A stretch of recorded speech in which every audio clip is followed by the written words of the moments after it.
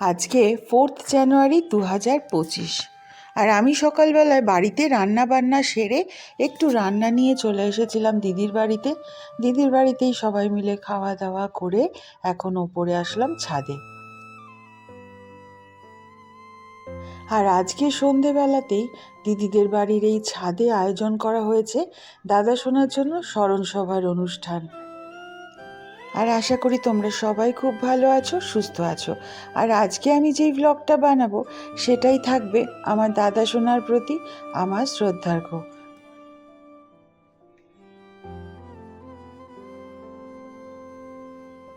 দুপুরের খাওয়া দাওয়ার পাট চুকিয়ে ওপরে এসে দেখছি দিদি দাদা সোনার পাওয়া পুরস্কারগুলোর মধ্যে থেকে কয়েকটা পুরস্কার সযত্নে পরিষ্কার করে টেবিলের ওপর সাজিয়ে রাখছে। আর দাদা শোনা জানো তো, ইনকাম ট্যাক্সে চাকরি করলেও তিনি নাটক লিখতেন, নাটক পরিচালনা করতেন এবং সেই সঙ্গে অভিনয়ও করতেন। তাতেই এই সব পুরস্কার। আর যারা আমার পরিবারের সাথে একদম প্রথম থেকে যুক্ত রয়েছে তারা তো জানোই দাদা সোনা আমার একমাত্র জামাইবাবু। আর দাদা সোনাই আমাকে একমাত্র নাম দিয়েছিল গুড্ডি, যেই নামে আর কেউ কোনোদিন ডাকবে না। কালকে দিদি টেনশানে পুরো নার্ভাস হয়ে গেছিল। তারপরে যে আমার চম্পাকলি এত সুন্দর ব্যবস্থা করতে পারবে পুরো ঠান্ডা মাথায়, সত্যি ধারণা করতে পারিনি। এবারে নিচে যাই। আর আজকের স্মরণসভা অনুষ্ঠানটা শুরু হবে 4টে থেকে 6টা পর্যন্ত। তাতে দাদা সোনার বন্ধু বান্ধব, কলিগ, কিছু প্রিয়জনেরা গান করবে, কেউ বা কিছু বলবে দাদা সোনার স্মরণে, কেউ বা আবৃত্তি করবে। আর আমি সেই মুহূর্তগুলোকে সুন্দর করে সযত্নে সাজিয়ে রাখবো আমার ডায়েরির পাতায়। যেমন করে মোহন এইখানে সাজিয়ে রেখেছে দাদা সোনার কিছু মুহূর্ত, যেই মুহূর্তগুলো আমরা কাটিয়েছিলাম আমাদের পরিবারের সাথে, সকলের সঙ্গে। দিদির বিয়ের, দিদির সাথে চম্পাকলি, সব পরিবারের লোকজন মিলে সেই মুহূর্তগুলোকেই এখানে সাজানো রয়েছে। দেখো,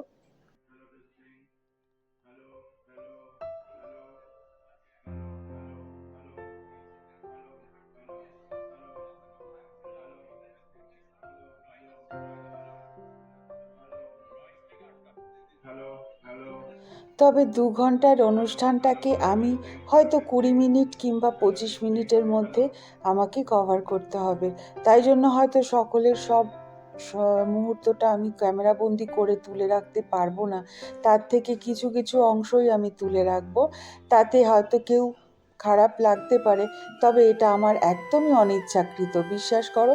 কারণ এতটা সময় তো আমি পাবো না, আর এইটুকু সময়ও হয়তো সবাই ধৈর্য সহকারে দেখবে না। কিন্তু কিন্তু তবুও আমি সযত্নে সাজিয়ে রাখবো আমার ডায়েরির পাতায়।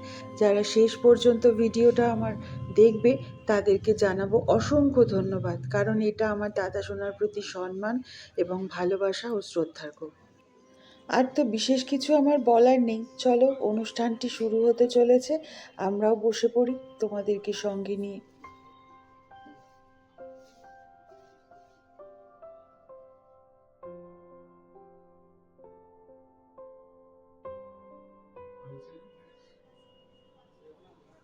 এটা ইতিমধ্যে আপনারা সকলেই জেনেছেন যে আমাদের সকলের খুবই কাছের মানুষ, খুবই প্রিয়, কারো বন্ধু, কারো সংস্কৃতি জগতের সহযোদ্ধা চিরন্তন চিরন্তন চক্রবর্তী গত 11ই ডিসেম্বর একটা মস্তিষ্কের সাংঘাতিক আক্রান্ত হয়েছে রক্তক্ষরণজনিত কারণে, যেটাকে আমরা সহজে বলি ম্যাসিভ সেরিব্রাল অ্যাটাক। ও একটা হৃদযন্ত্রের দুর্বলতা, অস্ত্রোপচার, এইসব নিয়ে একটা ভুগছিল। মাস 6 আগে তার অপারেশন হলো, সেটা ধাক্কা কাটিয়েও উঠেছিল, কিন্তু আমরা কেউ কল্পনাও করতে পারিনি যে আমরা যখন আবার সেই পুরনো চিরন্তন, পুরনো সৃজনশীল, সৃষ্টিশীল, সংস্কৃতি মনস্ক সেই বন্ধুকে আমরা যখন আরো কাছে পাবো, পাওয়ার সময়, এই একটা অস্থির সময় যেটা চলছে বাইরে, সেখানে আরো বেশি বেশি করে চিরন্তনকে আমাদের দরকার ছিল। আমরা কেউই আশা করি ঠিক এই সময় এই আক্রমণটা আমাদের উপরে নেমে এলো। সেই চিরন্তনকে আমরা হারিয়েছি। আজকে স্মরণ অনুষ্ঠানটা আমি ওর ছোটবেলার বন্ধু, স্কুলের বন্ধু গৌতম বসুধর, আমি তাকে আজকে এই অনুষ্ঠানটা যাতে সুষ্ঠুভাবে সুসম্পন্ন হতে পারে সেই জন্য আমি উপস্থিত হয়েছি আপনাদের কাছে। এখানে সবাই দাদা সোনাকে মাল্যদান করে দাদা সোনার প্রতি শ্রদ্ধা জানাচ্ছে।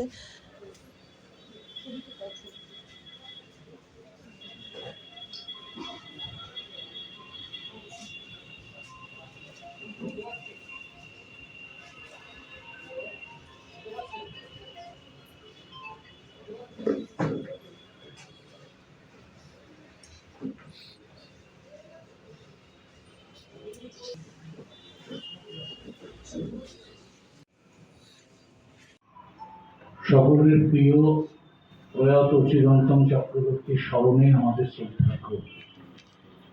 এক দুঃসহ অব্যক্ত যন্ত্রণা বুকে নিয়ে আমরা মিলিত হয়েছি আমাদের প্রিয় চিরন্তন চক্রবর্তীর স্মরণ সভায়।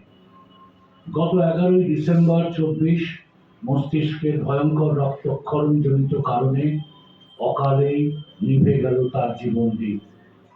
এর কিছুদিন আগে হৃদযন্ত্রের জটিল অপারেশন সামলে নিয়েছিল অদম্য প্রাণশক্তির জোরে, কিন্তু এবারে আর পারল না। অবসান ঘটল এক উজ্জ্বল বর্ণময় চরিত্রের অনুকরণীয় অধ্যায়। বহুবিধ গুণের অধিকারী, অত্যন্ত মেধাবী চিরন্তনের সংগ্রামী মানসিকতার ভিত্তিপত্তন শুরু হয়েছিল ছোটবেলা থেকেই। অকালে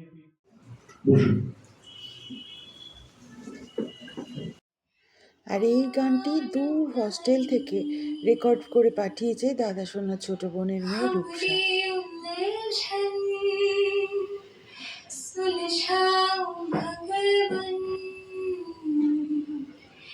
तुम्हारे बिन हमारा कोनो नहीं, तुम्हारे बिन हमारा कोनो नहीं,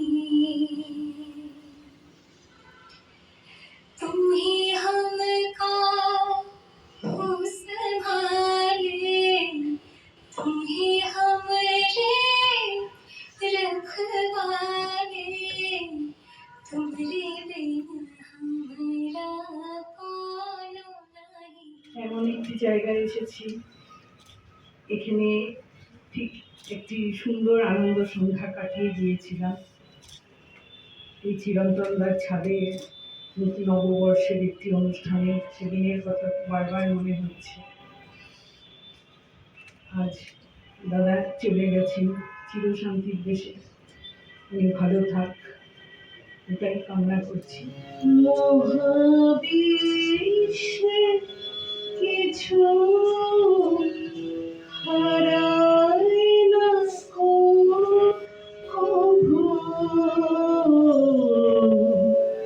মহাবিশ্বে কিছু হারায় না কভু। আবার জানি সকাল হবে, কাটবে আধার, ফুটবে ফুল, আবার পাখি ডাকবে তখন, ভাঙবে নদী আবার কুল। অনেক কিছুই হারিয়ে যাবে, ফিরবে না আর কোনোদিন। নতুন ভোরে নতুন আলো ডাকবে এসে প্রতিদিন। থাকবে যারা, দেখবে তারা, নেই যারা আর দেখবে না।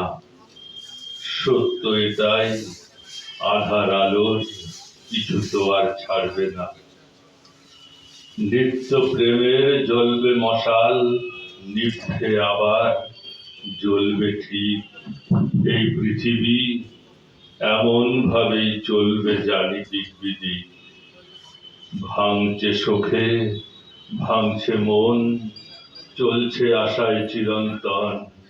আদ্যন্ত প্রেমের কথন, মরণ পারেও ফের নূতন। আদ্যন্ত প্রেমের কথন, জানি যে তার মৃত্যু নেই, সেই আছে ঠিক তোরই মতন, চিরন্তন সে অন্তরেই। সময় আমায় দিলি না তুই, ভারাক্রান্ত আজে মন, তোর জন্যেই এ কাব্য থাক, বন্ধু আমার চিরন্তন। কলবার সাংস্কৃতিক গোষ্ঠীর যিনি সেই সময় সভাপতি ছিলেন,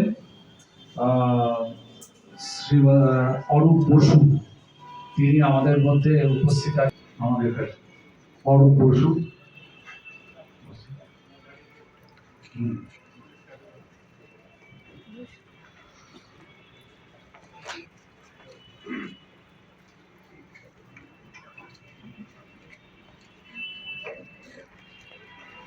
আমরা হে বন্ধু ওভাবে ঠিক বলতে পারবো না।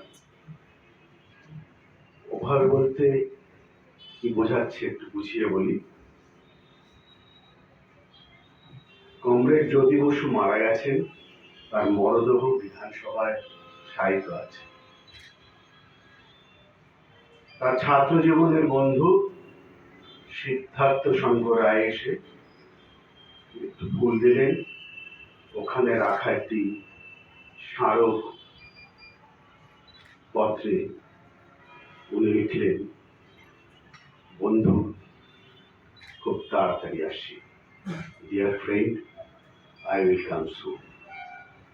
নাচের অন্তন, এখানে আর যারা আছে তারা বোধহয় কেউই এই কথাটা বলতে পারছে না, বরং বলতে পারছে, বন্ধু বিশ্রাম করো, নিশ্চিন্তে ঘুমাও, আমরা এখানে আছি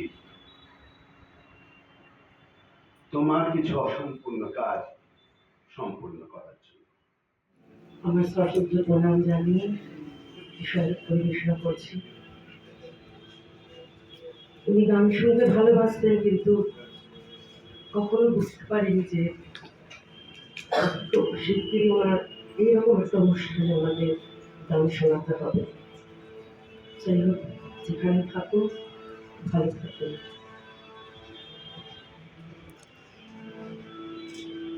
जगत में जीवन है दीना जगत में जीवन है दीना। যেটা বলা হলো একটু ভুলই বলা হলো। হাওড়া অনুযুগের সঙ্গে যুক্ত বলে চিরন্তন আমার সঙ্গে যুক্ত নয়। হাওড়া অনুযুগের সঙ্গে যুক্ত হয়েছে পরে, তার আগেই আমার সঙ্গে চিরন্তনের পরিচয়। এবং চিরন্তন শুধু আমার এই নাটকের বন্ধু ছিল না, চিরন্তন এবং আমি পারিবারিক বন্ধু, পারিবারিক ভাবেও যুক্ত ছিলাম। আমার পরিবারের সব ওয়ার্কশপও করেছি। পশ্চিমবঙ্গ নাট্য সংঘ সরকারি যে ওয়ার্কশপ যে প্রথম শুরু করেছিল, যখন সেই বছরই আমি ওয়ার্কশপ করি। নাটক আমি করতামই তখনই, কিন্তু এই ওয়ার্কশপটা গিয়েছিলাম আমার জীবনে। আমার চেয়ে অনেক ছোট, তো আজকে তার জন্য কিছু বলাটা আমার পক্ষে খুবই কষ্টের ব্যাপার আর কি। তবুও আর কি, আমরা একটা সত্যি তো জানি যে খালি উড়ে চলে কালে পিছু পিছু। তো যাকে আবার সমবেদনা জানাই দীপাকে, সমবেদনা জানাই তার কন্যাকে। তো এই সত্যিটা আমাদের মানতেই হবে। আর আমিও দীপার মতোই একজন, হ্যাঁ, কারণ এই ব্যথাটার ভাগ নেওয়ার বোধহয় কেউ নেই। তো যাকে আবার আমি রবীন্দ্রনাথের হাত ধরে ফিরে যাই, তিনি ছাড়া তো গতি নেই আমাদের। যে কবিতাটা লাবণ্য তার অমিতকে লিখেছিল, কালের যাত্রার ধ্বনি শুনিতে কি পাও, তারি রথ নিত্যই উধাও, তারি রথ নিত্যই উধাও, জাগাইছে অন্তরিক্ষে হৃদয় স্পন্দন, চক্রে কৃষ্ণ আধারে বক্ষ কাটা তারার ক্রন্দন। ওগো বন্ধু সেই ধাবমান কাল, জড়ায় ধরিল মোরে ফেলি তার জাল, তুলে নিল দ্রুত রথে দুঃসাহসী ভ্রমণের পথে, তোমা হতে বহু দূরে। মনে হয় অজস্র মৃত্যুরে পার হয়ে আসিলাম আজি নবপ্রভাতের শিখর চূড়ায়, রথের চঞ্চল বেগ হাওয়ায়। ওকে বলে বলে দিচ্ছি এইভাবে এখান থেকে এইখানে যাবে এখান থেকে, কারণ যিনি পরিচালক ছিলেন তিনি যাননি। তখন বোধহয় অবধারিত ভাবে আমার উপর একটা দায়িত্ব ছিল যে ওকে ওইটাকে করে দিতে হবে এইরকম। তো যাই হোক, সে মঞ্চায়ন হলো, অবধারিত নাটক তো মুখস্থ, আমার কাছে পাণ্ডুলিপির দরকার হয়নি, আমি ওকে ওই বলে বলে দিচ্ছি। আর চিরন্তন তো এমনিতেই আবেগপ্রবণ, ও যথেচ্ছভাবে মেলোড্রামাটিক করে সেটাকে কোনোভাবে ম্যানেজ করার একটা আপ্রাণ চেষ্টা করে যাচ্ছে, সংজ্ঞা ভুলে গেছে। এবার পুরো নাটকটা ওইভাবেই শেষ হলো। ওদের সঙ্গে আমার আলাপ কলহারের মাধ্যমে। কলহারের আমি ফাউন্ডার মেম্বার, একদম প্রথম থেকেই আছি। যেদিন কলহার তৈরি হয়েছে সেদিন থেকেই সে আছে আর না, যেতেছে বহিয়া সুষম, ঘটে বসে আছে আর উনি যখন বলেছেন যে 11 তারিখে উনি চলে গিয়েছেন, আমরা ভীষণ কষ্ট পেয়েছিলাম, কিন্তু কষ্টের মাঝে আমরা থামিনি এখনো। আমরা এই লাস্ট 29শে ডিসেম্বর চিরন্তন দার লেখা আর একটা নাটক আমরা মঞ্চস্থ করেছি এবং সেখানে আমরা 3rd বেস্ট প্রাইজ পেয়েছি। এবং আমাদের এটা শপথ, আমরা থামবো না। চিরন্তন দা আমাদের সঙ্গে যেরকম ছিলেন ঠিক সেইভাবে থাকবে। আশা করি সোনারপুর আবির্ভাব যতদিন থাকবে, চিরন্তন চক্রবর্তী বা চিরন্তন দা চিরন্তন আমাদের এখানে থাকবে। ধন্যবাদ।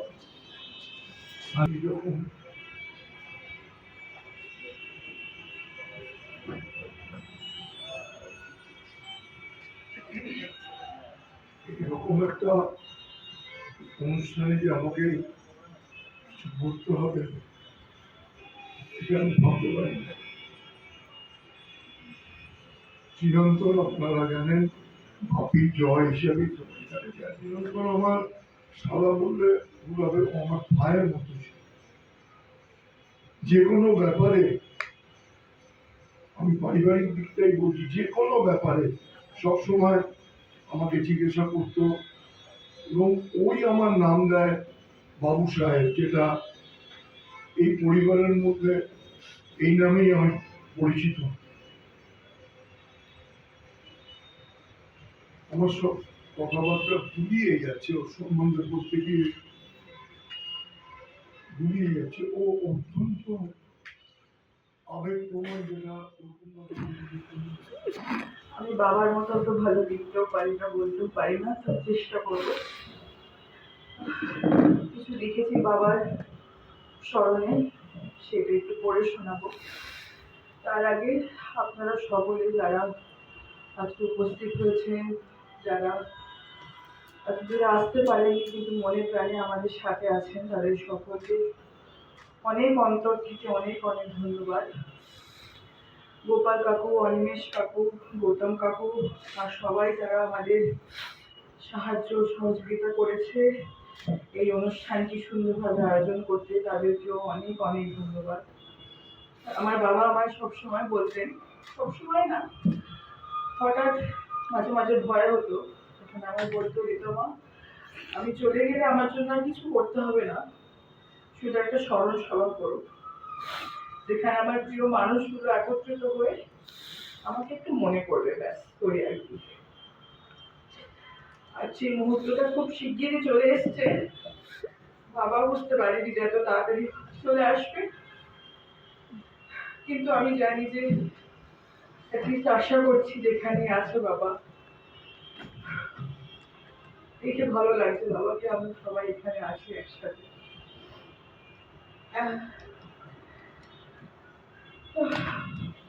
এই বলে আমি যেটা লিখেছি বাবার স্মরণে একটু করে শোনাই। আমার চিরন্তন বাবা, ছোটবেলায় যদিও চাহিদা ছিল না আমার বেশি, তবে তুমি শোনার জন্য ছিলে সবসময় আগ্রহী। কলেজ স্ট্রিটে গিয়ে একদিন খেরোর খাতা কিনে আনলে সারাদিন ঘুরে, শুধু আমার ইচ্ছা পূরণ করতে। নো বলার শক্তি ছিল না তোমার। আমি যা চেয়েছি তুমি তা পূর্ণ করেছো, এক মুহূর্ত না ভেবে। এই ছিল তোমার ভালোবাসা, তোমার আত্মতা। অথচ আমরা তো কখনোই তার শব্দে প্রকাশ করতে পারিনি। ছিল নানা ঝগড়া, নানা অভিমান, কিন্তু আমরা জানতাম বাবার ভালোবাসা কখনোই হারায় না, কখনোই ফুরিয়ে যায় না। এই শহরের মাঝখানে হায়দ্রাবাদে পড়ার কথা বলেছিলাম একদিন। তুমি সায় দিয়েছিলে, মেয়েটি যেন পায় তার স্বপ্ন। কিন্তু জানি তোমার অন্তর কিছুটা কষ্ট পেয়েছিল সেই মুহূর্তে। তবুও তুমি এগিয়ে গিয়েছিলে আমার জন্য, সব বাধা উঠিয়ে। আমরা একসাথে কখনো চা খাইনি, করিনি সেরকম ভাবে গল্প, তবুও তোমার চোখে সবসময় ছিল এক গভীর আকাঙ্ক্ষা। কবে ফিরবো আমি ছুটিতে বাড়ি? যেন আমার অস্তিত্বে ছিল তোমার শান্তি, আমার উপস্থিতি করতো তোমার সবচেয়ে খুশি। তুমি যে বাবা এককালে শিখেছিলে সবকিছু, তোমার প্রতিভা ছিল আকাশে, হাওয়ায়, মাটিতেও। যত মানুষ জানতো তোমাকে, সবাই বলে তোমার কথা। সেই হাসি, সেই মিষ্টি কথা, সেই ভালোবাসা, যা চিরকাল ধরে থাকবে।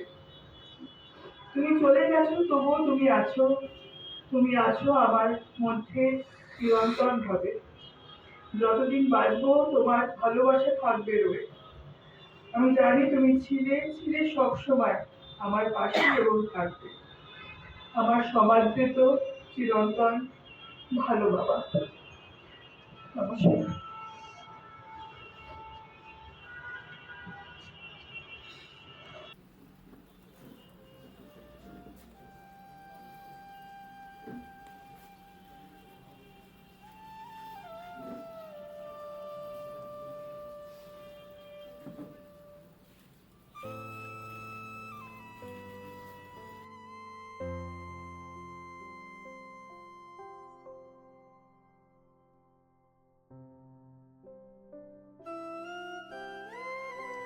দু 2024-এর শেষ গোড়ায় এসে আমরা আমাদের মাথার ওপর থেকে যে এত বড় একটা হাত হারিয়ে ফেলবো, স্বপ্নেও কল্পনা করতে পারিনি।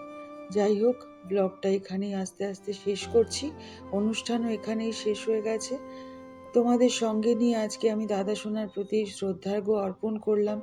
ভালো লাগলে একটা লাইক দিয়ে দাদা সোনাকে সম্মান জানিও, আর নিজেদের মতামত অবশ্যই কমেন্টের মাধ্যমে আমাকে জানিও। আর নিজেদের অনেক খেয়াল রেখো, সুস্থ থেকো। আবার তোমাদের সাথে দেখা হবে আমার পরের একটা ব্লগে। ততক্ষণের জন্যে bye bye and good night.